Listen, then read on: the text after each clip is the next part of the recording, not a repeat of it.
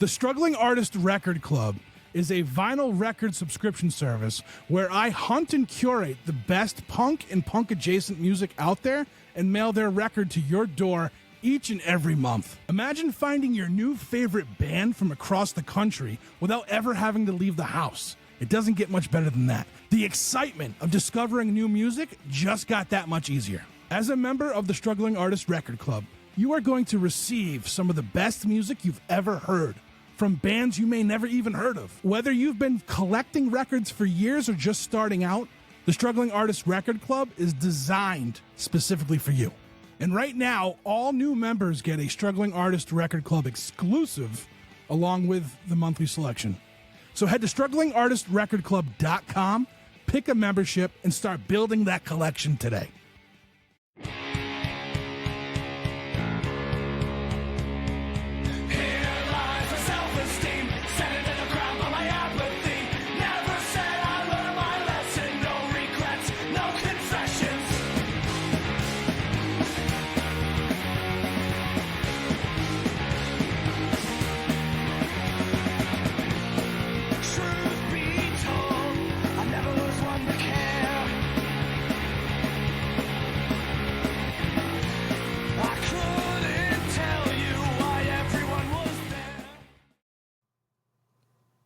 My biggest fear with the show is, like, I'm always afraid that, like, just because I like the conversation, that the person on the other end doesn't like it, or if it just doesn't translate well to everyone else. But I haven't had complaints, so I guess that's a good thing, you know.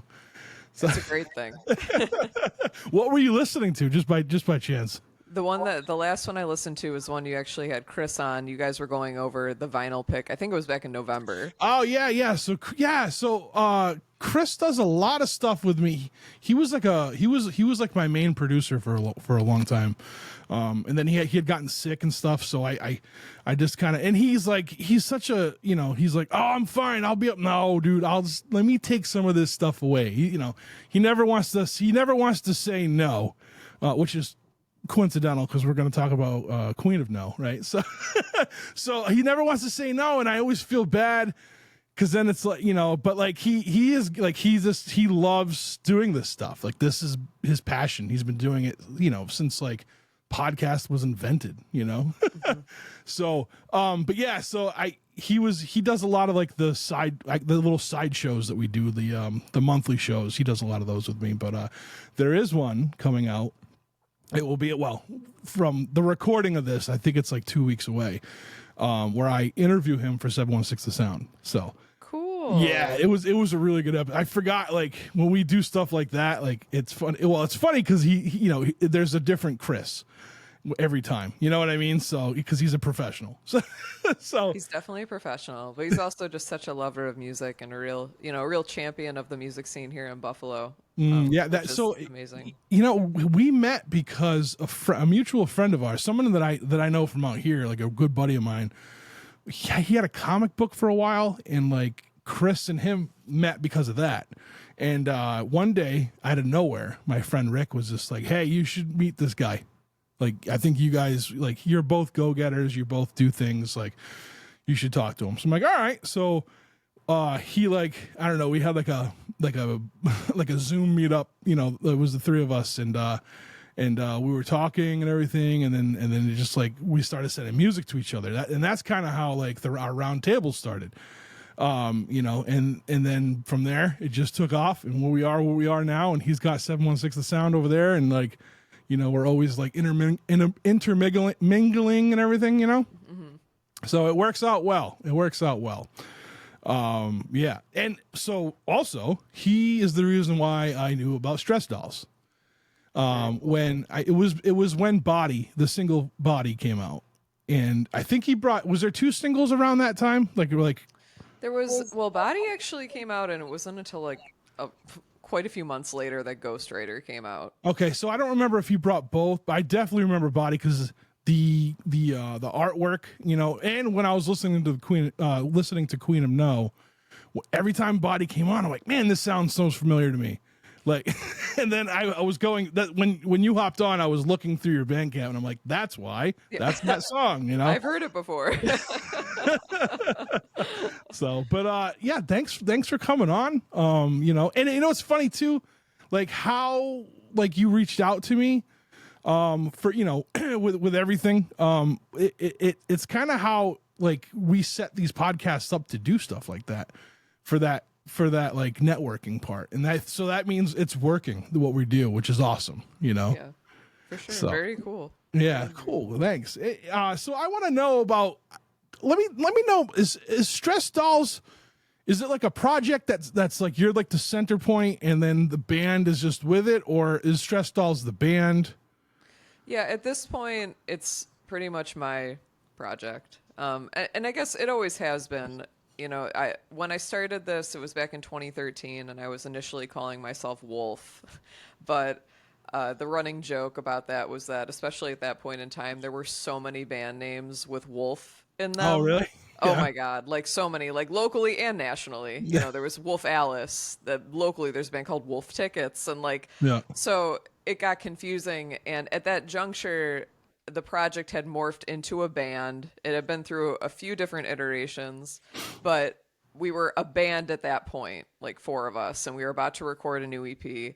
And I wanted to change the name. Everybody was on board. I did come up with the name Stress Dolls. Everyone was cool with it. But then the band like fell apart pretty much right after that EP came out. So then I was like, you know what? I had been through enough experiences where it's like when the band is good, it's really great. And when the band isn't functioning well, it sucks.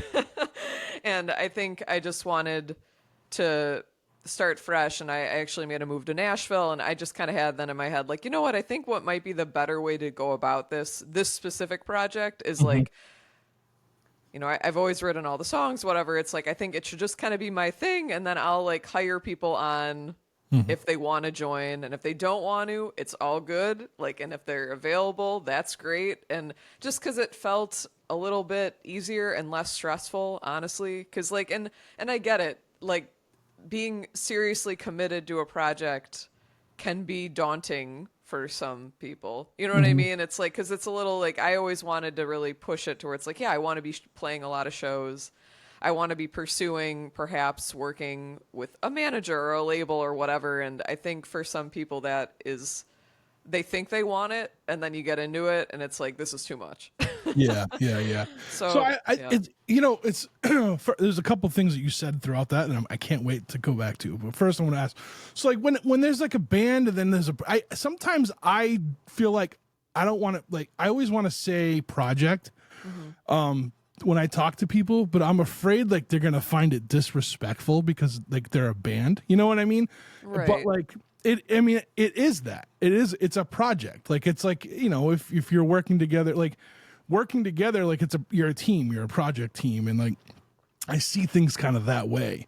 And I know quite a few now over the last couple of years that are like, there's projects that like, you know, this person is like it's their project, and then you fill in, right? You just fill everything around you.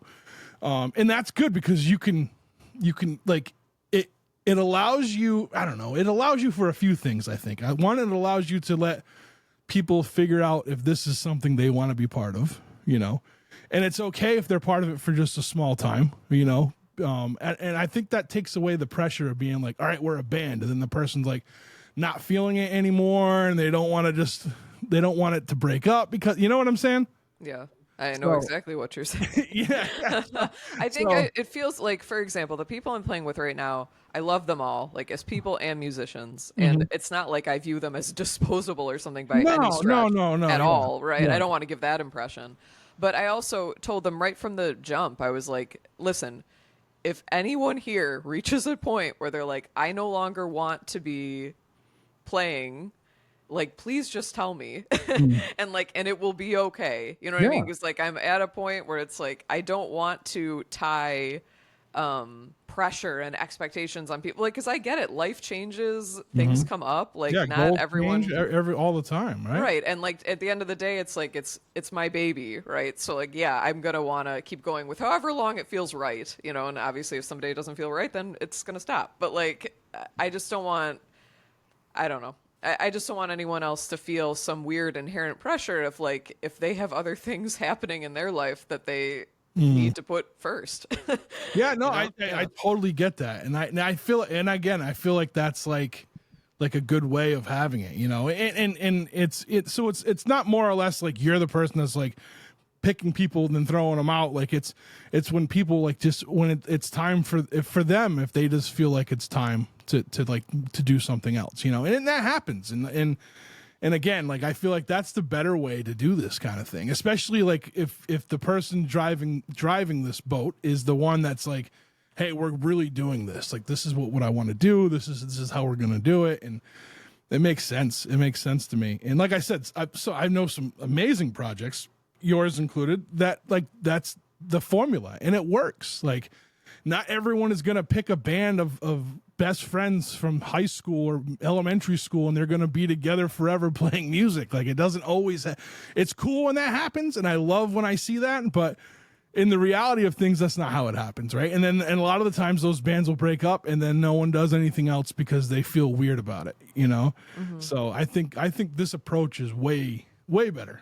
You know? There's also an added element, I guess I'll mention too, that you might have gotten from the record, or maybe, I don't know, I have chronic illness issues. So a big thing that was in the forefront of my mind, especially after I had a big blow up back in 2018 where like I just got so sick that I really couldn't do much of anything. And it was like when I started to dip my toes back into doing music again, I didn't want to feel like anyone else was relying on something so fragile. And, you know, it was kind of like, if I need to end this project at any time, like, I don't want it to be like where people are like psyched about it. And then it's like, oh, but by the way, or even just on a show to show basis, you know, there were definitely times where I thought like, I might not even be able to like make a practice, or like I might have to cancel a show at the last minute. And like, you don't want other people to be having to depend or not depend on those circumstances, you know? And like at the moment I'm doing really well, but it's chronic. So it ebbs and flows. And just like we're saying, I just think it's the best for everyone involved. So anyway. Yeah. So I want to go back real quick. So how long was Wolf a thing before Stress Dolls was? About 3 years. So was it difficult for you to like be like, shit, I got to change the name? You know what I mean? Like, you know what I'm saying? Like, was it something where like were you worried about just like the traction you made as under one name and then going to another, or?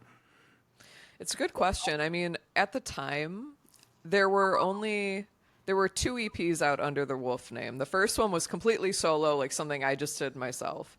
The second one was with a band lineup, and that one, actually the 10-year anniversary of that release is coming up in March, and the guy who I worked with on it, the producer for the record, we're actually going to revisit it, and maybe we can talk about that later. But in any event, I guess I felt like Wolf was somewhat established, quote unquote, but it wasn't like so established that it felt like, oh my God, this is totally going to flip everything on its head and like no one's going to know what it is. Like I said, I almost felt like it was leading to more confusion than it was clarity on what the project was, just because there were so many bands with similar names. I got you. Yeah. So now, it's always weird, but you went to Nashville for a time, you said. Yes. All right. So I lived about 60 miles south of Nashville for a while. Cool. Where? I lived in Lawrence County. I don't know if you heard of it. It's a strange place. Is it very rural? Yes. It's rural, and it was like, it used to be like, I didn't know this until I got there. Like it was like a really bad kind of place. Like people disappeared and you never seen them again, and a lot of unsolved stuff. And so when I got there, like I went there with now that was years and years, and like when it was like that, it was like the 80s, 70s, 80s kind of thing. And like, but when I got there, you know, it was much different. And my buddy who I went there to help him open up a bar and restaurant. They used to be Dry County. So when he moved back, like we were like 2 or 3 years into having liquor. So I went there to help him open up a bar and everything, a bar and a restaurant and all this stuff. But we would go to Nashville every once in a while. I hung out in like Midtown. I liked Midtown more than like I wasn't into like the cowboy stuff or Broadway. Yeah. I never had a chance to go to like East. Like I've been to East Nashville, but I never had a chance to go to like the Basement or like the Cobra, which sucks because those are like the rock clubs. You know what I mean? That's really funny because those are the first two things that popped into my head. I was just gonna ask you like, oh, did you ever go to Cobra? Or I know one of them got tore up like from a tornado, and I don't know if they ever did it. Yeah, I think that was the Basement East. Yeah. So like but like there was what I gathered from my time there was like you didn't have to be a country singer to be in Nashville for music because all the best producers were there. Are still there. You know what I mean? All the best recording places are there. So what was your experience there? It was overwhelmingly positive, and way too short-lived. Yeah. Because like I said, like I got super sick and then I couldn't stay. But yeah, exactly what you're saying. Like it's not only country music, it is all sorts of music. And I loved that there was a very strong rock and kind of punk scene happening, especially kind of in the East Nashville area. And like I said, like something I would have loved to have had the chance to explore more. But what's really cool about being in a city like Nashville is that much like a New York or an LA or what have you, like you are actually seeing people that eventually do a lot of the time, like make it. And I say that because like, for example, there's an artist, Kristen Ford, and when I was living there, she was hosting an open mic night at a venue called the Bowery Vault. It actually used to be a vintage clothing store / venue. Now it's just a venue. But she and I met, and she actually invited me. It was going to be like my first actual show in Nashville. I was opening for her, and it was like her CD release. And then that's right when the crap hit the fan and I had to like go home and go to the hospital and whatever. Yeah. All these years later, I've been to Nashville twice since living there, and I ran into her one time and we kind of like had an exchange, but all these years later, I saw that she actually was signed last year to Righteous Babe Records, Ani DeFranco's label, and she is now on tour with Ani. And like she's been grinding for years, you know, and I saw it like firsthand. And it's just really cool that you can actually see like people get opportunities from being in that. I don't know, like, because it's not like to say that I don't think that necessarily we're in a place anymore where you need to live in a New York or LA or Nashville to, it depends on what making it means to you too. I don't know. These are all discussions that are, you know, way longer than like perhaps we even have time for. But my point just being like, I just think that there are more opportunities allotted when you are in that space, only because like you're saying, like there are a lot of people there who are in the music industry. There's a lot of people who are doing production work that are working for some of these major publications, that are working for some of the bigger management firms, whatever. So it's like you might get more exposure, I think. It doesn't mean that everybody who goes there is like going to be on the Grammys next year or something. Right. But like, I do think it's cool that you see people who are getting opportunities, and perhaps that also just speaks to the fact that it attracts people who are very driven. And like, for example, Kristen is on the road like most of the year, you know, and I have no idea how she got ultimately connected with Ani DeFranco, but I don't know. And I mean, that could have contributed to her success. So anyway, so I had like a country pop singer on the podcast and she's based out of Nashville. She was from California originally, but she's someone too, like she just started playing in Nashville. Like she got there, she got signed, and she's been on the road the whole time. So like for now she's back there, and she got to play. It was right before she started to get was starting to get a show in Nashville. But like one of my favorite places, and I will say that like I went to people from Massachusetts would fly in, and my buddy would be like, hey, you want to go see, they're here? I'm like, all right, let's go. And a lot of them just wanted to do like the honky tonk thing. And like, but I will say on Broadway, it's no longer there, which is terrible, but there was a place called Paradise Park. Okay. And it was like a trailer park themed like bar. And they had, their band stage was a shell to an El Camino. And like they played in the bed of the El Camino. It was really funny. Yeah, it was really cool. What time frame were you there? I was there late 2017 to early 2018. Okay, so I was just getting there when you left. Okay. Yeah, to that area. But yeah, it was a cool city. It was strange because, like, you know, like if you went, I don't know, less like 100 yards outside of Broadway, you could be somewhere you don't want to be. You know what I mean? Like there was like some sketch areas and stuff. I had my business at the time too, so I did a lot of work in Nashville with it, and like I would be like over by Trevecca and stuff like that, and you know, so like I got to travel around it a little bit for the city part, but no, yeah, there is a lot. I don't, and like you're right, I don't think you need to be in any of these places anymore. You know, it. I think if you have like a some kind of like a, I don't know. Like if you have an outline of how you want to do it, I guess it could be a good place to go, you know, but you could always, like, again, people that you could just travel there if you had to see whoever and meet, you know. So I know someone else too. I've had them on the podcast where he's just a musician. He actually works with the singer that I had on before, but like he just does it all. He's just a guitar for hire, you know, band manager, whatever someone needs.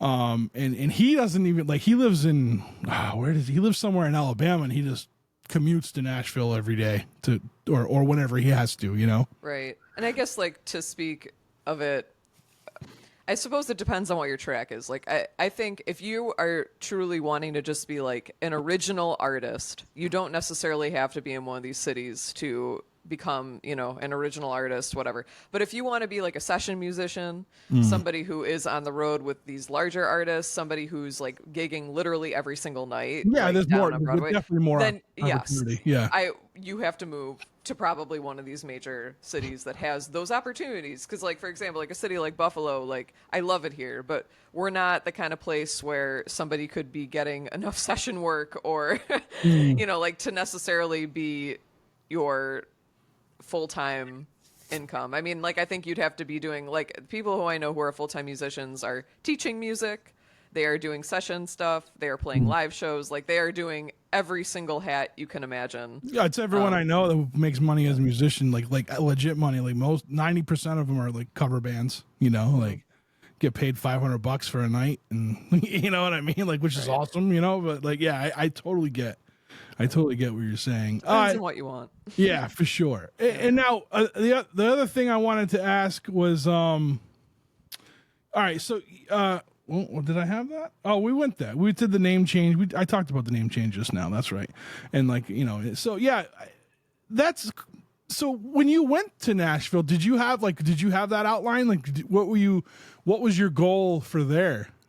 I think my hope was that, I mean, my dream of dreams was to be perhaps like a songwriter. If it was like, even if I couldn't make a name for myself as an original artist, like I just loved writing songs.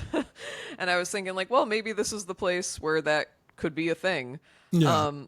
You know, obviously the music industry is so different now than it was like 30 plus years ago, where it's like you would have a song that could make an album, and even if it wasn't a single, you would still be able to make something off of it. You know, now it's like with streaming and stuff, it's all gone. Yeah, it's crazy. So it is crazy. So that was kind of my initial thought going in, but then I also work in radio, and that was another passion of mine. And I thought, well, perhaps in a city here, like I could work in radio here, or I could just find another position within the music industry. You know, I've always been really interested in the business side. And yes, there can be a seediness to the music business. It's not all, you know, appealing to me, but like, I just thought there might be more opportunities that I was not being exposed to in Buffalo that perhaps it would be good to be exposed to in a city like that. And, you know, also, like, I'll mention, they have a radio station in Nashville that, to me, was, like, the dream radio station. It's called Lightning 100. It's independent radio.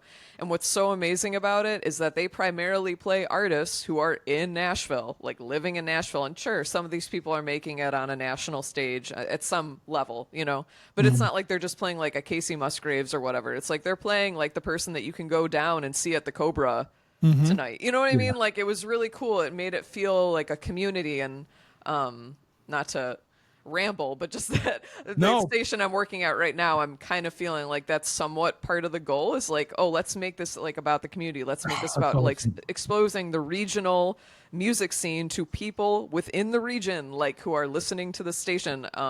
So anyway, that was something else that I found so cool and like really special and something I wanted to be a part of while I was there. And, obviously it didn't end up happening, but now I'm back in Buffalo and I feel like I'm kind of part of something that's trying to get to that place. That's amazing. That's amazing. So I had written down here radio with a question mark because I was 99% sure I'd seen like a social media post once or twice where you were talking about like working in radio. Yes. Right.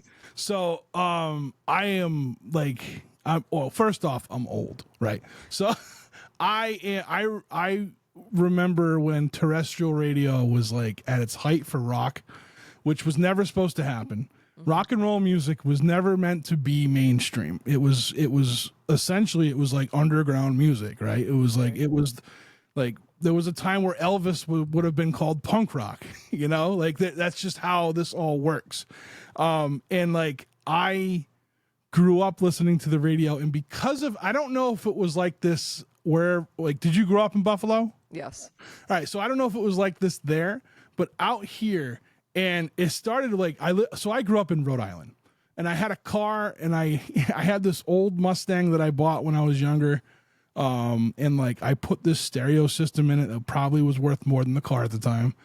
And I could pick up Boston transmissions, and there was this radio station out here called WAAF out of Boston. Mm-hmm. And I loved it. I was obsessed with it. And then Rhode Island got one from a syndicate, like part of a thing for WFNX. So I switched over to started listening to that because like I couldn't always get the Boston stations and all that stuff. Now we had a thing here for a long time called the Radio Wars, where like street teams would go out, and fans of like if an FNX or even like a BCN, because there was like four pretty decent sized rock stations out of Boston. Now, if fans of another rock station saw the street team of that rock station, the rival rock station, like there would be fist fights. It was crazy. Oh wow! Okay, it was insane.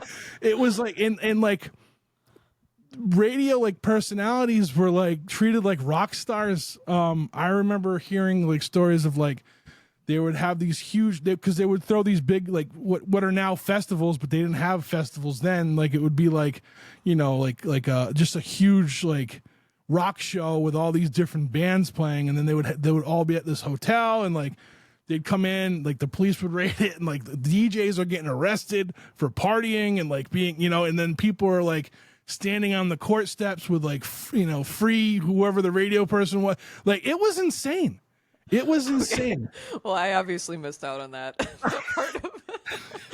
part of radio. But actually, it's funny what you're talking about. There was a DJ here in Buffalo. This is so embarrassing. I can't believe I'm forgetting his name. He actually wrote a book that I read several years back. He's passed now, but he was coming up kind of in like the golden age of radio. So he had a whole story about like partying with David Bowie. And, kind of like what you're saying, like basically being like a rock star without like early aughts still. It was weird. Yeah. Well, and in the early aughts, because so I'm 34. So okay. Like when I was, a preteen or teenager, like radio was still definitely a thing. And, especially when I was like 12, 13, when I was listening to, the Kiss 98.5, that's our Kiss FM station here. Mm-hmm. It fascinates me to think back then, because in a city like Buffalo, we were getting some of the biggest artists like of the time coming through for the Kiss 98.5 Christmas Bash. Like we got like the headliners were like Avril Lavigne, Good Charlotte. Like, I mean, those bands were huge at that moment in time. And all I have to say is now, like, there's just no way.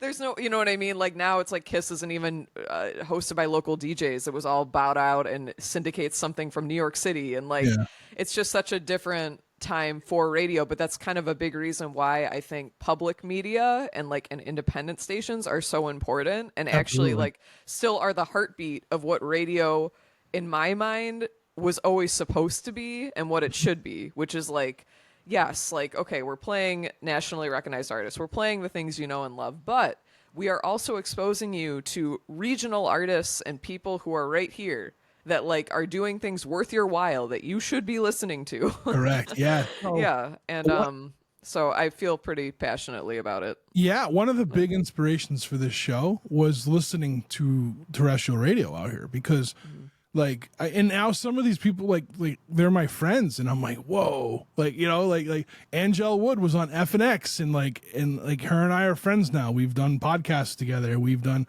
you know what I mean? And then like Mike Shue was on WAAF. He had a show called Harder Faster, and it was just local hardcore punk metal, you know, in punk rock music. And like, you know, a lot of bands got like they broke through these radio stations, and it was awesome. You know, I remember, I can't think of their name right now because I'm drawing a blank, but they're a pretty big band. They're not even from here, but they were on tour with somebody big, and they went and they like called I remember they called AAF. They're like, hey, can we come in? They're like, yeah, sure. We're on tour with blah blah blah. Like, yeah, come in.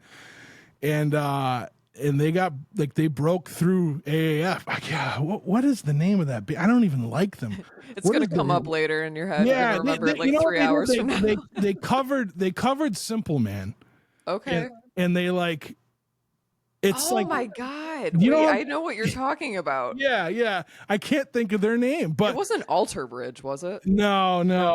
Okay. I don't know. Well, anyway, so all these bands would come through and like. And the same thing with like comedians.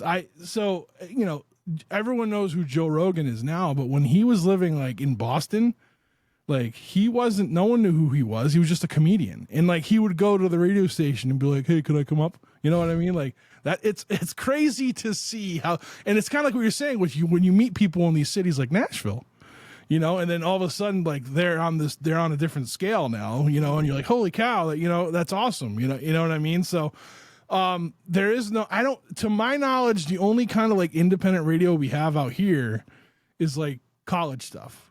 And it breaks my heart because radio used to be able to get weird with it. Much like the music industry, I mean like recording industry and stuff like that. I feel like they found the formula and they're like, we're just going to run with this and this is what it's going to be and that's it. And it sucks because like I remember all the independent music on radio, and I'm just like, oh, where did it go? Like commercialization of radio stations and corporate radio just killed like everything. And it's just like anything else. It's like, oh, now it's all owned by the same two companies, three companies. Yeah, exactly. You know? Yeah. It's tough. It's tough. So I didn't know you guys had like an independent. Does Chris know this? Like I feel like he should be there. You know what I mean? Like because there's stuff like it. You know, there's stuff that we're working on behind the scenes that would be like kind of adjacent to something like not like, you know, not terrestrial radio by any means, but like we're working on other things where we're trying to, because like the goal for us is just to get like these independent artists, like everyone needs to hear Stress Dolls. You know what I mean? These are the bands like we work with bands for this reason. Like this is why we do the shows that we do. We want to give exposure to all of you. Like it has nothing to do with like us, you know what I mean? Like I went to broadcasting school. Like I wanted to get into radio, and like I knew I had to start at the bottom and I was going to have to eat dirt for a while. And like, you know, I was just blessed with like being able to write copy. Like I was really decent at it. Never got in. I had one interview, and then as you might know this from working in radio, it's about who you know too, right? To get in somewhere. I knew this guy. I got the interview. It went well, and then I never heard back. Turns out they fired him, so they weren't going to bring in the hire that he had. Oh, that stinks. Yeah, I got a lot of those stories. Like I was just there. I was right there. You know. Yeah, it happens to all of us. What do you do in radio? So I work at, like I said, WBFO The Bridge, which is our region's NPR affiliate. It's part of Buffalo Toronto Public Media, excuse me. And my radio show is actually called The Scene, and it's all artists based in Western New York and Southern Ontario. That's awesome. Wow. Yeah, so like I'm playing artists from Buffalo and Toronto and like everywhere in between. And the whole point is to showcase the local music community to the local listener community. And yeah, it's been cool so far. The show's been on a little bit over a year. there's still a lot of brainstorming going on. There's still a lot of plans behind the scenes. Hopefully, we're going to start enacting some of those things in 2025. That's awesome. That's so awesome. yeah, I'm really excited about it, and I feel really blessed to be like part of this community because, and that's really what my entire time in radio, almost my entire time, has always been hosting local music programs. So yeah, that's it's cool. something I Now, feel strongly did about. you move around with the radio, or is it you've just done it there, or? So let's see. Do you want me to give you a rundown of how it all happened? Yeah. Let's do that. Yeah. Okay. If So you don't when mind. The only reason why I asked that because like there's like a I don't think people realize this, but like with radio, it's not like you find one station and you're there forever. No, Yeah, God, you no. bounce around quite a bit. Like only one of the people, my friend Mike Shue, he's on the Pike FM in Worcester because AAF shut their doors. He worked in one radio station, I think in like Virginia, and then moved back to Massachusetts, got a job with AAF, and was there for 25 years. Wow. Yeah, and then they shut their doors, so he went to the one in Worcester where he lives in that city. So, wow. Yeah, so like that's a rare story, but like I don't think people realize what the reality of radio is, and it's like you move around quite a bit, right? Yeah, people who got in the door, especially the time I was getting in the door, which was like the early 2010s, like no, it's not like that anymore. Yeah. Like maybe if you got in the door back in the 90s, like because there are still people in some of the corporate stations here that like have been on the air for 30 plus years, but that's like you said, it's rare, especially in music-based radio. It's very rare. Taking it back to college, I went to a state school in New York called Fredonia, and to make a very long story short, was undeclared at first, but then decided to go into the communications major, and they had an audio radio track, and since I love music, I thought that would be a cool thing to do. By my senior year, I became program director of our school station. And during that time, I created a show called The Local Lowdown, which was all about the local music scene in Fredonia and Buffalo and beyond. And the whole format was that we would play, recorded music for the first 20 minutes, do at the bottom of the hour a interview segment and live performance, and then recorded music toward the end. And I only had the show for one semester because I was graduating, but I ended up handing it off to an incoming freshman, and the show still exists now, which is pretty awesome. cool. Yeah. So then I graduated college. I went on to work full-time as a producer in radio, and then just kind of like right place, right time. That station, or that company rather, was starting an alternative music station. So I met with the program director like as soon as I could, and I was like, yo, I want to do a local music show. And he was receptive, and so then the show Localized came to be, and it was honestly like the exact same format as the Local Lowdown. Yeah. Which was awesome. So I had that show for 4 years, and then that was when I kind of decided, like, I think I want to make the move to Nashville, like we talked about. When I was in Nashville, I worked as a freelance journalist for actually the Grand Ole Opry radio station, WSM 650 AM, which was cool. I really tried to get into Lightning 100. I did have an interview, and it was right before I left. And then like while I was then back home, like sick after this insane hospitalization, I got this email from them like, hey, like we're hiring, we're interested in having you back. And I was like, yeah, I'm no longer there. Oh. I know. It was just like, oh God. Yeah. So that was like twist the knife a little more, but then I was out of radio then for quite a while because, in between dealing with illness, but then like, performing, and I didn't really have a desire to go back. Like really my passion of it was because of doing the whole local music thing. Yeah. Like that was really what I felt, passionate about. So the opportunity for this job came because a couple of years back, WBFO The Bridge came to be. At first I was applying, then they told me like, please stop applying. We are not hiring. So I was like, okay. And they did end up. It makes for a good story, though, right? Like... Right. Yeah. I was being real annoying, and I kind of knew I was. And they were like, yeah, stop. Like, we get it. Stop. But then they ended up hiring the program director, Tiffany Bentley, and she was actually one of my former coworkers. And so I reached out to her, not even about a job at that point, because I was kind of thinking like, okay, they told me to step off, so I'm just like not gonna, bug her. But I was sending her my music, and I was like, hey, do you think this would maybe at all be a fit for the programming? And she was like, yeah, this is cool. Also, I wanted to reach out to you because I was wondering, would you do a local music show again? Amazing. And so that's how it happened. It was a lucky, cool thing, and I'm lucky that she was so warm and welcoming to invite me back. And I don't know. I'm just really grateful to be doing it. So we'll see what happens. That's so awesome. That's so awesome. And like it's cool. So the weird thing, well, I guess like at the time, I guess it really wasn't a thing, but like when 2020 hit and everything got shut down, people in radio learned you could do it from home. Right. And one of the biggest things this is from when people I know out here that worked in radio is like they all started buying this thing called the Rodecaster. Rode makes like this like studio all-in-one kind of interface thing. It's faders and everything, and like it wasn't really designed for that, but it worked. And then so the Rodecaster came out in like 2019, and then 2020 hit, everything happened, and then they started getting like people going, not complaining, but like, hey, this is awesome, but if it did this, it would be better. Mm-hmm. So they made the second generation Rodecaster in like 2021. It wasn't very long. I have one of those now. I bought it last year, and like I used the shit out of this thing. The first thing I did with it was I was like, I'm doing a radio show on my Patreon. And that's what I do. You know what I mean? So yeah. I bring like independent music to it, and I do this radio show, and like it's probably been one of the most consistent things we've done on the Patreon is this like stupid little radio, like, and it's just me pretending I'm a DJ. You know what I mean? Like it's just. But you are. I'm living my dream. Yeah. I mean, people listen. Yeah.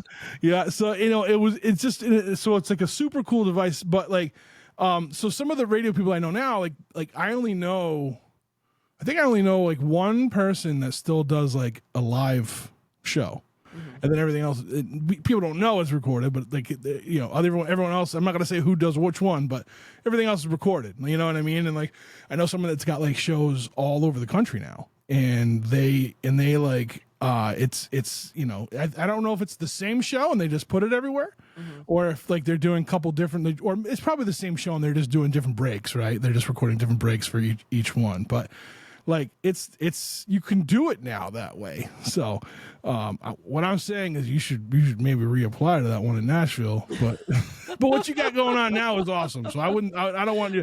Let's not rock the boat. Yeah, no. I'm trying. No, I promise I'm not. You could have more than one. Oh, that is so cool. That is so cool. And I am so honestly, you're the first person I've talked to that. I didn't know there was, like I said, outside of college radio, I didn't know there was like any kind of independent like music out there on the FM dials. I really didn't. It's good. It's cool to hear. Like I want to. What is it? What's the station? WBFO The Bridge. Now I'm assuming you're online as well. Yes. So actually, right now it's primarily on the HD2 dial. 88.7 FM HD2, but during the weeknights and weekend nights, it is on the regular FM dial. Yeah. 88.7 FM. Yeah. So we'll see what happens. That's cool. That's cool. Well, please keep me posted on that. Cause like I said, I am a radio nerd, and like, it's stupid, but I am. And like, it's like, I hate streaming. I really do. Like in the podcast, like, it took me a long time to be like, yeah, dude, what you're like to myself, like, hey, Trev, like what you're doing is good. Like, it's not, cause I'm like, I do. People are like, what do you do for fun? I'm like, I don't know. Sometimes funny story. I went to a show and I invited my boss for some reason, and he went, and him and his wife came, and we were there having dinner, and like all these people from like bands were coming up to me and talking to me. Yeah. And he's looking at me and he's like, who the fuck are you, dude? And so I kind of was like, well, I don't know. I just know a lot of musicians and stuff. And he's like, and I'm like, so I do this stupid little podcast thing. I was like, it was almost embarrassing to say I had a podcast. It's not embarrassing. I know. At the time, I just didn't quite get it. Like I didn't quite understand like what I've been doing. You know what I mean? So, and I'm like, well, yeah, I guess it's kind of like if, it's like it's an alternative to what radio is or whatever. So but you're helping out musicians, and that's all I care about. Yeah. That's what matters. Exactly. So I'm sorry we went in this huge like circle. We're coming back around to Stress Dolls right now. I want to know a lot of things about Queen of No. I also want to know who does like. All right, so it seems like I believe these are 4 singles that came from Queen of No, right? Mm-hmm. that range from within like couple, is it a year of each other? Yeah, they started coming out in 2023, and then I think the last one came out 2024, like very close to the album release. Yeah. Okay. Cool. Now, tell me about the artwork, because it all has a vibe. For sure. Every single has a vibe. Like, you know what it reminds me of? It reminds me of like a Frank Miller comic. Okay. That's super cool. Yeah. So tell me, like, did you design this, or did you have the idea and you had an artist do it, or? So Queen of No is the first record where I worked with an indie label, Sun Pedal Recordings. Right on. And they have an in-house artist named Osi Okoro. And so she and I kind of worked together on the concepts, but then she would kind of take it into her own imagination and come up with, and she's incredible. I mean, you can see it evidenced in the artwork. Like, she would blow me away every single time. Like, I would say to her, like, yeah, I'm thinking, something kind of like this. And I am an artist, but like, I'm not on her level. Like, my art is very different from hers. And so like, I would draw my best thought of what I was imagining, but then she would make something like 1,000 times better. And so that's the person who did all the artwork, Osi. Yeah. Now, did you like like the color patterns and everything? Did you have any say in any of that? Because I feel like it fits the vibe of the album. It does. So the first single, which was Body, we kind of really collaborated on that as far as like the final image with the t-shirt and whatever. And I really wanted like the guts to be, I think it was at first like a hot pink color. And then we decided to do red instead. I can't remember why. But so from there on out, it kind of seemed like, okay, we're going to go black, white, red for like every single thing. And actually, I think that ended up working super well. Like, once the album art itself was completed, I was like, okay, this is cool. Like, there's a cohesive color choice. Like, there's a cohesive like pattern in the artwork kind of running throughout the entire thing. And it's really the first time I've ever had a release that's been like that. So I'm really grateful to her. And hell yeah. Yeah, it works so well. Man, I love the cover. I love the cover of the album. Like, the boots and like, yeah. And it's just like, it's not something that's like super in your face, but it pops so well. You know what I mean?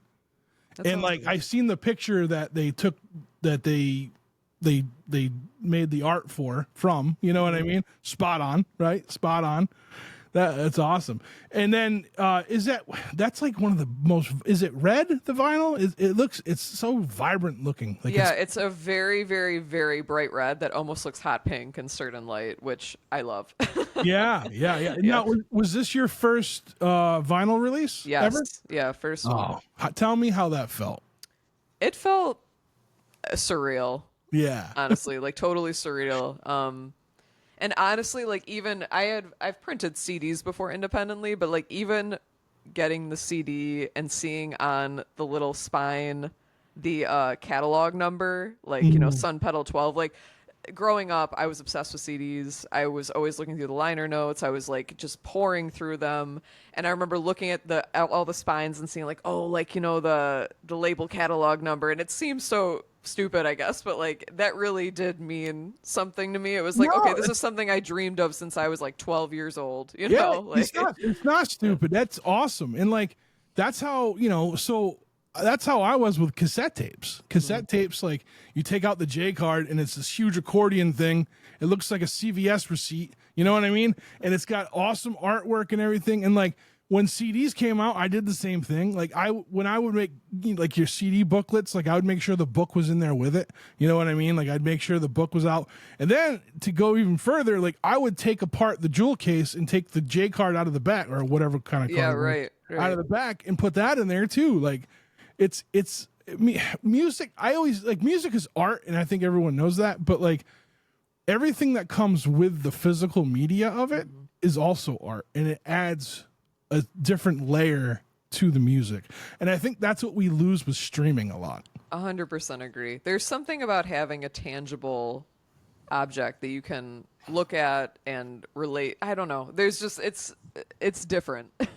And it's why, like, I think I still feel more of a closeness with some of the records that like I grew up with, or maybe I still do buy CDs if I can, but now people, they don't put a lot of effort into them because they're thinking like no one's going to buy these. So even if you buy one from an artist who is, it's like usually like even some of the major label ones, they're just like a slip of paper. You know what I mean? Like there's nothing to them. And I've never felt more cheated than when I open up a CD and it's just a blank side on the inside. Yeah, I know. Like I really miss like the booklet thing, whatever. Actually, when we were doing the CDs for Queen of No, I did ask the label. I was like, "Could we please like have like a lyric booklet? That's been my dream for forever." And they were like, "We're not doing a booklet, but you can do like a, you know, where it folds open on the inside and it will have the lyrics on it." I was like, "Okay, fine. We'll do that." I have a couple records here that like from bands that like, and they did do we need to have the book, like they you know, but it's also they're self-releasing too, so they're pouring, you know what I mean, where a label may have more money than us to put out a record, but they're also putting out 10 other records too, right? So they gotta you know, you gotta trim it the way you can. But yeah, I mean, if you can see behind me, like obviously, I feel like their artwork right there. You have an entire wall full of test pressings, and then I have and then like so like the yellow one behind me, like I have every color variant that came out. So like I'm crazy. I'm just crazy. Like I guess I'm a collector. I don't either that or well, some say collector, some say addict. I don't know. It's cool though. Yeah, it's cool. I like it. So, and I really like I said, I really like what yours looks like. There will be. We'll talk later about that. We'll talk later. Yeah. Sorry. It's all right. Yeah. Now. Tell me, like, do you have any say in, because it looks like you did have say in like the coloring of this, like in how you wanted it to go, with like the tracking, like how you wanted your track list to go.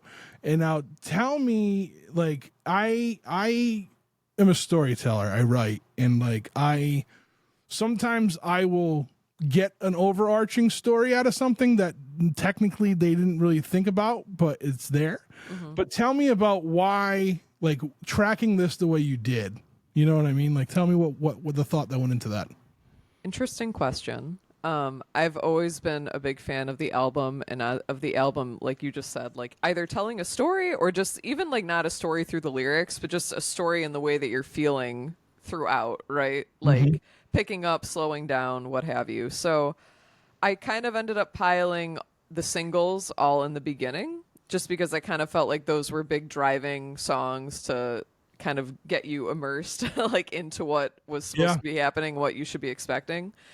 And then I guess like Illusion and Crazy, I think, are where it breaks away from the singles, and that's sort of like the middle of the record. And those songs kind of always tie together. I play them together live all the time. They're supposed to be, one following the other. Hey, I'm writing that. I'm gonna go back and listen and feel it. Yeah, they have the same subject matter. So and then from there, I wanted to do like Pretty, Queen of No, like those are kind of rockers as well. Spark is more of an introspective track, and actually one of the older songs on the record. I wrote that one back in 2013. And Better, though, is actually probably the most recent song on that album at that time. And I intentionally wrote it for this record, and I intentionally wrote it as the closer of the album. And I did that because all those songs, they kind of came from all different points of the last 10 years prior to recording that record. Like some of them were old, like Crazy is an older song. Illusion that goes into it came later, but I wrote it specifically for Crazy. Close Enough was written over the pandemic. Like Ghostwriter was written in 2021. Like they were kind of all over the map, right? But like I think at the end of the day, they sort of all related to each other in that they kind of tell the story of like what happened in my life leading up to making this record that I had always dreamed of being able to make, right? Yeah. It's like the debut album.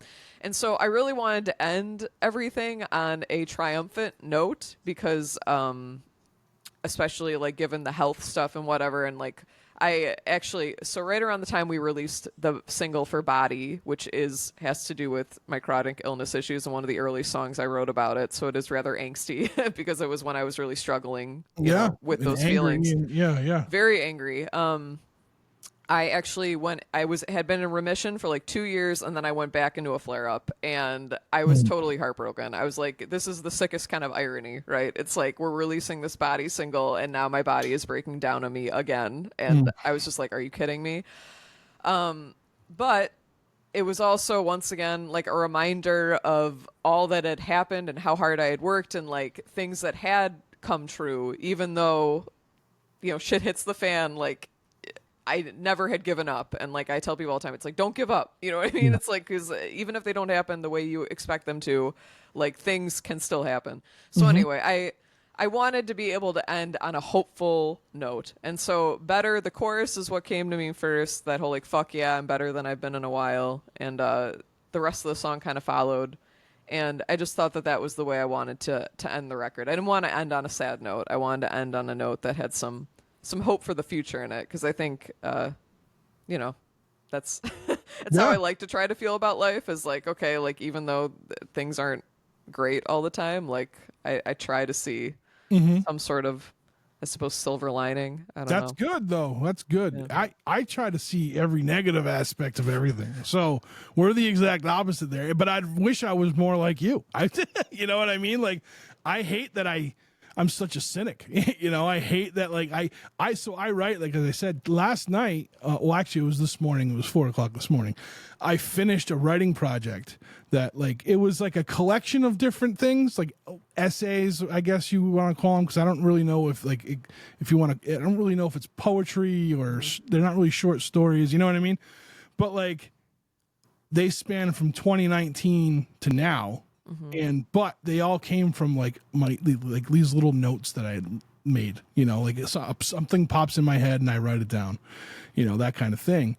And I was reading it when I was done, and I'm like, motherfucker, you are bleak. Like, well, because I mean, life is exhausting, and there's a lot that can go wrong, and I think that, I don't know, yes, I can definitely be cynical too, trust me. But at the end of the day, if I can't have some semblance of hope, that's just something that keeps me driving forward.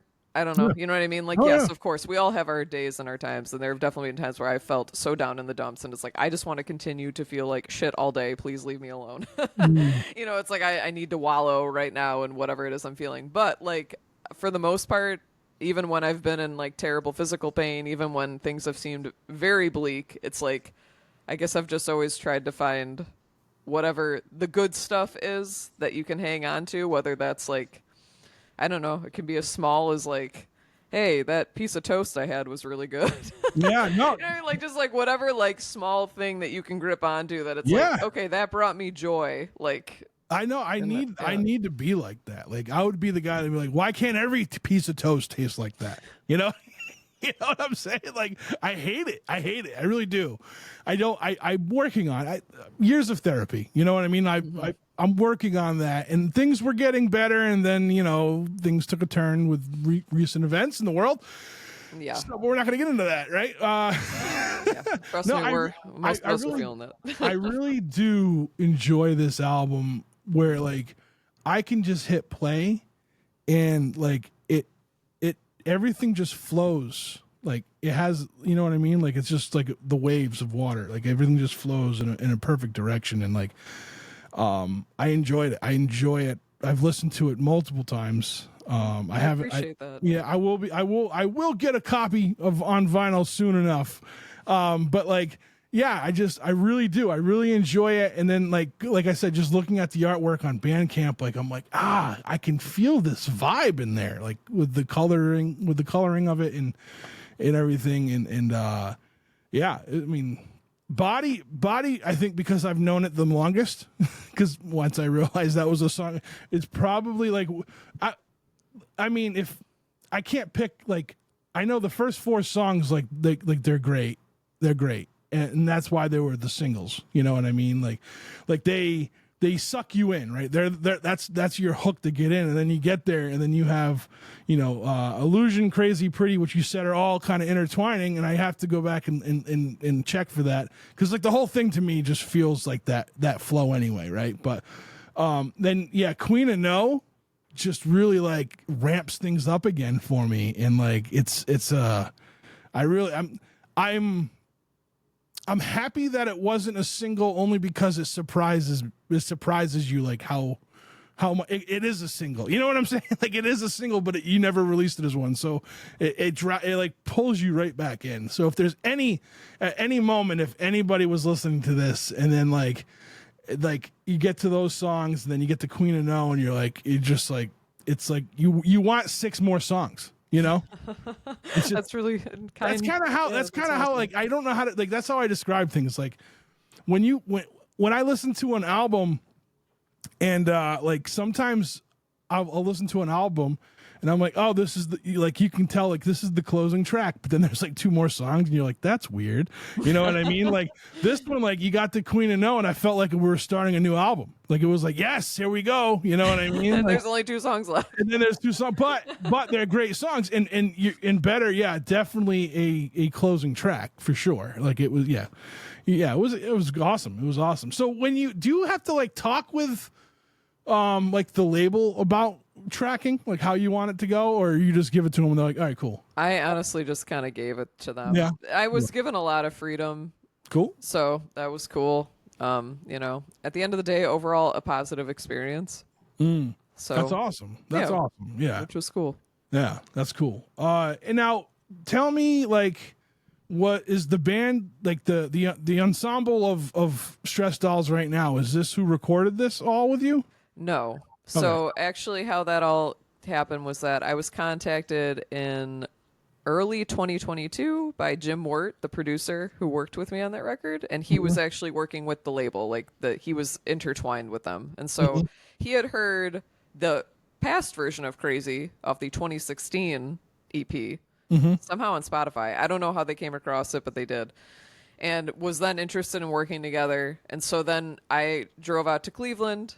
We recorded a few songs, got signed with the label, and that's how it all came to be. So actually, Jim plays bass on the whole record, and then the drums and some of the additional guitar work were done by 2 of the engineers who were at the studio. So honestly, like at the time, I was just starting to jam with my bandmates who are playing with me now. I had no idea what this whole thing was going to amount to, like working with this producer and stuff. So I just didn't involve really anybody except Sally Schaefer on violin, who's on Ghostwriter, because she and I had already been playing together for a couple of years up to that point, on and off. We would do duo gigs together. So I felt comfortable kind of letting her in on it and being like, hey, do you want to, come to Cleveland? But I guess I just didn't feel at the time it was necessarily, like, it wasn't necessary to bring it to everybody's attention because they already kind of were filling in the gaps. The label was paying for it. And I was like, okay, fine. Your songs were already written and you know what I mean? Yeah. Right. Yeah, that makes sense. Yeah. That's cool how they found you though. They just found this one song, right? And so at first I don't know why I just assumed that they were like in Western New York. They're not. They're in Cleveland. No, they're in Cleveland. Yeah, it was surprising to me. I thought, honest to God, because people don't need Nashville. What's that? Nashville. Yeah, exactly. You don't have to be in Nashville. It was so funny because I got the email and I thought it was spam. I legitimately, because it was like, "Hi Chelsea, my name's Jim. I've worked with like these artists and blah." And I was like, "Yeah, this is BS." Like I just like didn't answer it, and I showed it to my boyfriend and was like, yeah, look at this, whatever. He's like, well, why don't you just answer it and see what happens? And I was like, because it's probably not real. And he's like, well, answer. And then all this came to be. So I guess if you think it's spam, it might not be spam. I think everything I get, I'm like, that's spam. Like even at my work, I'll report it all, and they're like, hey, this is real. You should probably open it. I'm like, oh, okay. I mean, it's really easy to think stuff is spam now. I feel it's like, yeah, right. And like, I don't know how far it goes, right? I don't know when and what do I have to click for them to gain access to my computer, right? So is it a reply? If I reply, does that mean they have like all my information? So I would have thought the same thing. Right. But also as we were saying earlier, like, definitely a negative person. So I was like, no one would want this for me. You know what I mean? So, now I wonder about all the stuff I've deleted in spam that maybe it wasn't, or thought. You were contacted by like Butch Vig or something. Yeah, so that's cool how that worked out. And then were all these songs recorded before, like on EPs and stuff, or no? That not all of them. The only ones that were recorded before, like I said, Crazy, and then there is a past recording of Spark, but it was actually done in the Wolf era, and I think it's online somewhere, maybe on the Wolf Bandcamp page, but it sounds pretty different. I'm gonna go find it. I'm gonna go find Wolf. You can go find it if you want. there's a Wolf thing on. Is it on the Stress Dolls page that I saw? Yeah, I did put one. I put the EP I mentioned. It's Electric is on the Stress Dolls page. Okay, we still play a lot of the songs from that release. Yeah, yeah, that's cool. That's cool. Yeah. So all right. So what? So when you got out there, what was it like? Were they like, hey, or when they emailed you, like, do you have more songs? Did they ask you if you had more? Or they just were they just really focused on this one song, or? So I don't even think that they told me at first that they were focused on Crazy. It was just kind of like, hey, we heard your stuff and we're interested in talking with you. And then I ended up calling an A&R exec who worked with him, and we kind of had a conversation. And he was like, yeah, Jim was really about that one Crazy, that song that he heard. And, would you be interested in coming? And, obviously I was a little wary at first because I'm like, I don't know, is this like, are you trying to get me to go there and then I suddenly owe you like thousands of dollars or something? Yeah, It's like, what is happening right now? But then once I actually talked to the head of the label, we kind of established like, no, we're like inviting you here on our dime, and like we're gonna see how it goes. I was like, all right, well, this is kind of the chance of a lifetime. It's gonna give it a go, I guess. That's so cool. That's so cool, and like. It's got to feel like, because I mean, you've got a decent body of work here. You know what I mean? Mm-hmm. And then for them to hear that, like, it's got to feel good about what's going on. Yeah, I think as like any artist can probably relate, especially when you're an independent artist and you're just grinding at it, and you start to. There are definitely days where it's like, there are people who enjoy it and that is like the most special feeling in the world, but there's like definitely times of frustration where you're like, am I delusional right now? Like, it's like, I want this to be a little more than maybe it feels like it is at the moment. And that's not to say I was ever ungrateful, but there were definitely moments of like, I guess it's one of those catches, right? Where it's like, you find yourself seeking outside validation where like, in reality, it's like, obviously I do it because I love it, but yes, at the same time, it's like it's nice to get recognized.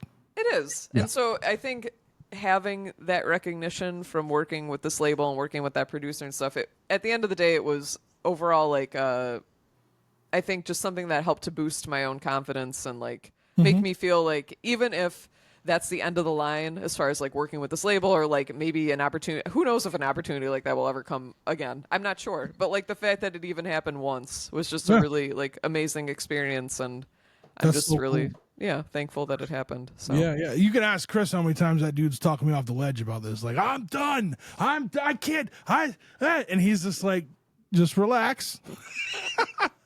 I get like, cause like, I don't know, I don't know. Like honestly, one of the things for me is like, and I don't like I'm not an awards person or anything, but we've been nominated for the Boston Music Awards 3 years in a row. Well, congrats. Thank you. And to me, like, that's as much as I want it to go. Like, I don't want to win. I don't like, because like, I don't know, like, and like, we'll never win. And this is why I say that because like, if you go and check out all the other nominees, like the next person that has the lowest amount of like followers than me is like 1,000 more than me. You know what I mean? So we're like the little fish in this really big pond. And I'm like, I'm cool with that. Like, we do what we do. We get it out there to the people we need to get it out there to. And that's it. But I'm not going to lie. When we get nominated, like, I'm like, it's pretty cool to feel like recognized for that. Yeah. It's nice to be recognized, and it's nice to know that people are out there like listening to your work because like, yeah, you write and you make it not because, when I'm writing, it's such a pure space. It's not like I'm thinking to myself as I'm writing, like, this is gonna like, blow up. Like I'm writing this forever. Yeah. It's like, no, God, no. Like you're writing because it's an emotional connection and it's something that fulfills you. But like, it's a beautiful thing, I think, when somebody else can connect with that on some level, whatever that means to them, just because it's bringing, once again, the aspect of community, like it's bringing people together. And it's, I don't know. It's just so cool.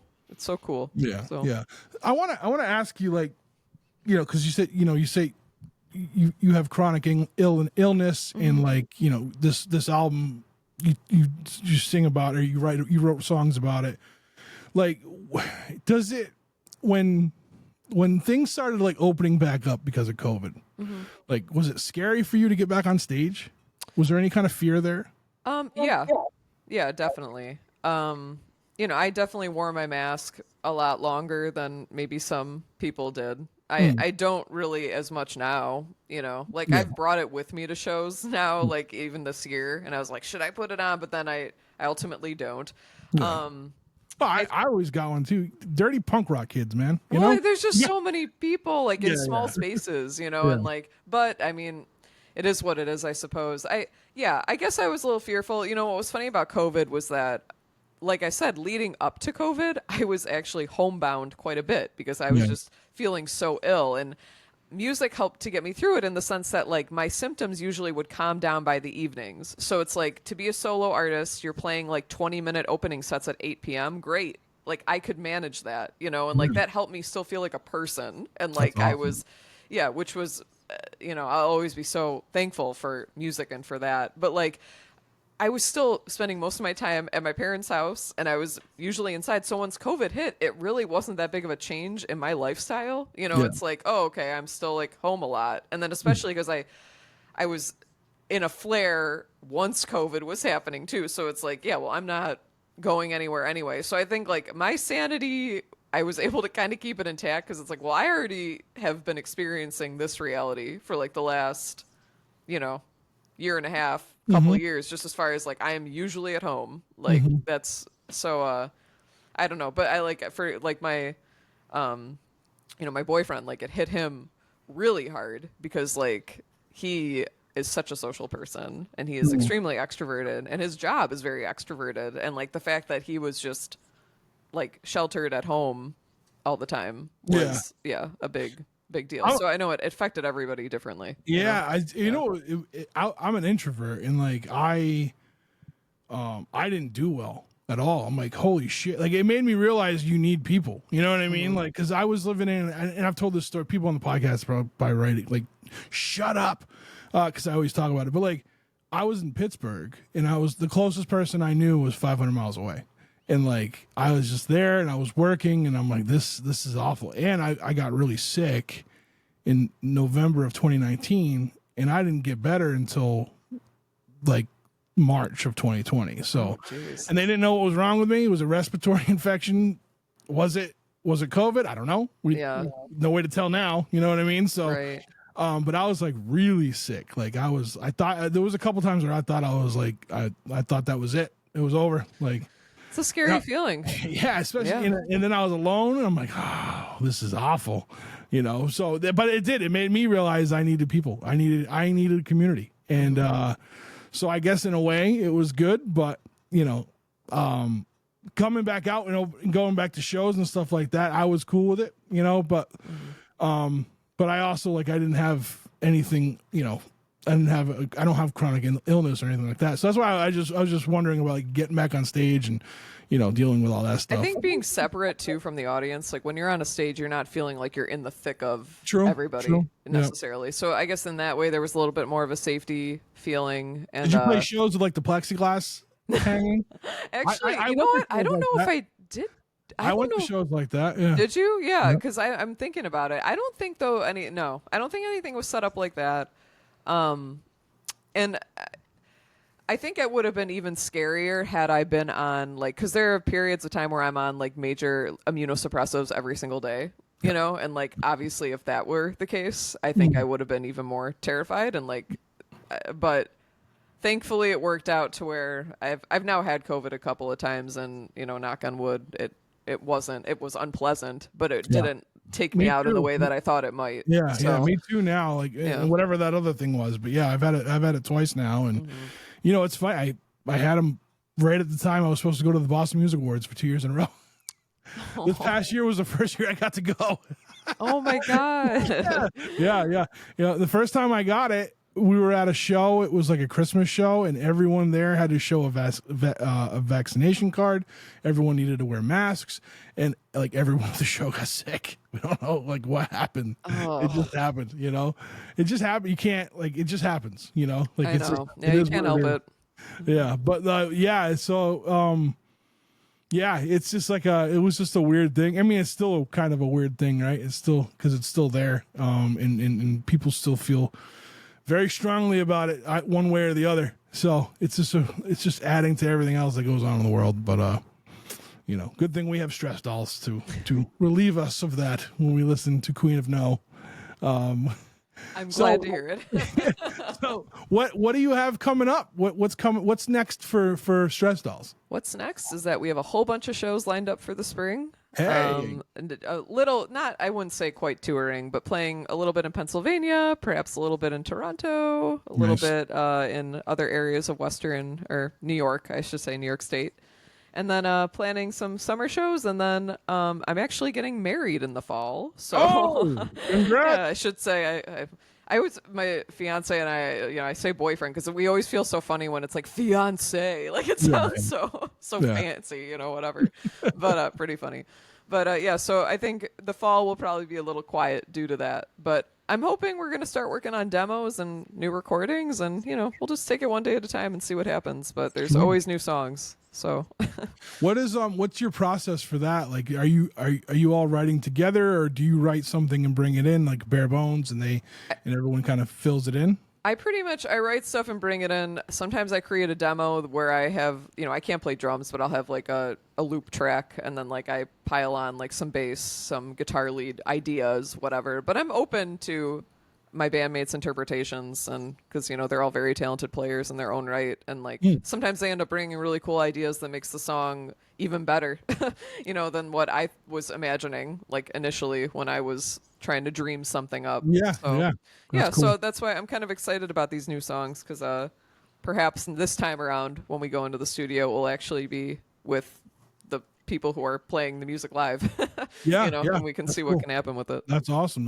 Now you were saying something about a 10-year anniversary of one of the Wolf EPs? Right, yeah, I'll mention real quick. So It's Electric. It was released on March 21st, 2015, 10 years ago. And so the person who produced that is Bran Schlia of Steak and Cake Records, a DIY label here in Buffalo. I've heard that name. And I was going to say, Chris knows Steak and Cake real well, and I know he knows Bran. Yeah. And Bran is amazing. Just a total, mastermind in every sense of the word. Just so talented, so creative. And he actually was the person who directed all 3 music videos for Queen of No. But he had texted me a couple months ago and was like, hey, you ever want to mix it up again? Just playing music together, whatever. And I was like, yeah, let me think about that. And then I realized oh shit, the 10-year anniversary of It's Electric's coming up. Do you want to do a redux of this? And so we actually have reworked every song in a totally new way. Cool. And we are going to record vocals for that hopefully within the next few weeks. And we're hoping to get it out in time for the 10-year anniversary. Yeah. When was that again? When's the 10 year? March 21st. Okay. So we will see. I don't know if this will be out yet, but if it's not, I will make sure there's a link to that as well so people can grab it. Very cool. Thank you. Yeah, of course. Where can people find Stress Dolls? Where can they find your album? Where's the best avenue to purchase an album? Where are you on social media? So I think I'd say go to the official site for all links and things. That's stressdollsmusic.com. Okay. And if you go there, you'll see right on the main page all the streaming service links, but also a link to Bandcamp. And that is where you can purchase the vinyl record if you so choose. Or has some t-shirts too. Angry Girl Music t-shirt, my personal favorite. I like it. So that's, and on Instagram, Facebook, all that jazz. But social media is such a weird thing at the moment, so I don't know, but I know everyone's I don't know, we have so many now, and I'm hanging out, I'm only really present in on Instagram, and I'm trying out Blue Sky, but it's just when I have to, good thing I work overnights because I set up everything at 4 a.m. So at 4 a.m. I'm this is going here, you know what I mean? And and that's it, and just let it rip. Yeah, that's kind of how you have to do it. It can be completely all encompassing and overwhelming, and it's crazy. I got to stop saying I hate it so much though, because that's how Chris got Chris started doing my social media, and then and then I said, I'm doing it now, and again, I don't want him to feel bad that I hate it.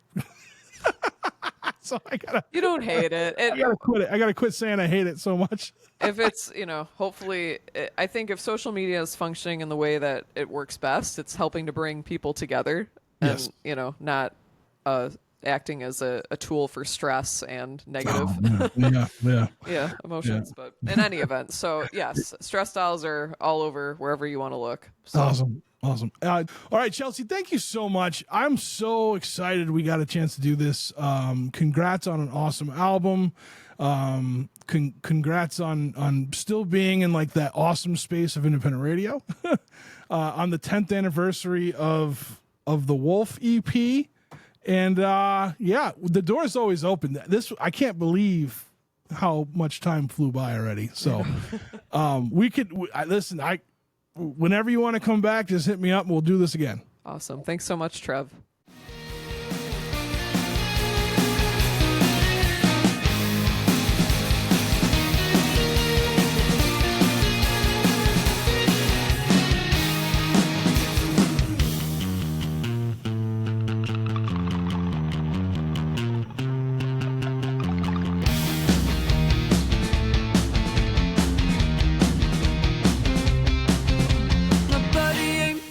To do the things I tell it to.